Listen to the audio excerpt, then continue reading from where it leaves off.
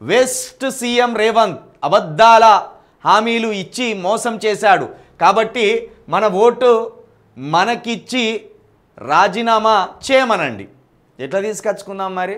మనిషికి 500 1000 రూపాయలు పుచ్చుకున్నట్టుంటారు మన వాళ్ళు. రాకపోతే ఇంకా లొల్లి లేరు.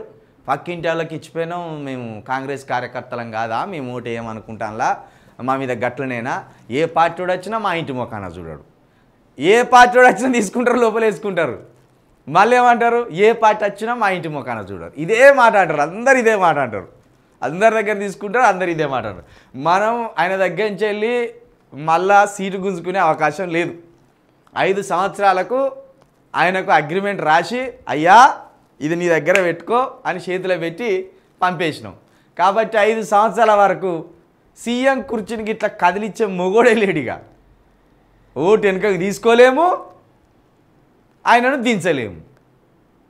మొన్న వచ్చి మన తమ్ముడు ఒక మాట అన్నాడు కదా, పాలిటిక్స్ బుక్ రచయిత, వేసిన ముగ్గును తీసుకోలేము, వేసిన ఓటును తీసుకోలేము, సింపుల్గా.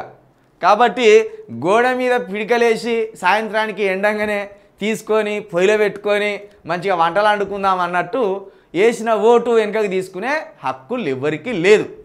కాబట్టే మన వర్గాలు మోసపోతున్నాయి.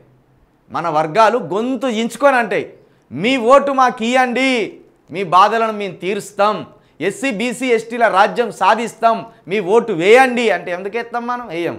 ఎవడు 1000 రూపాయలు ఇస్తాడా, ఎవడు 500 ఇస్తాడా అని మనమే పిట్టకు పెట్టినట్టు చూస్తాం. కాబట్టి ఇప్పుడు కూడా పిట్టకు పెట్టినట్టే మళ్ళీ చూడాలి ఎన్నికలు వచ్చే వరకు.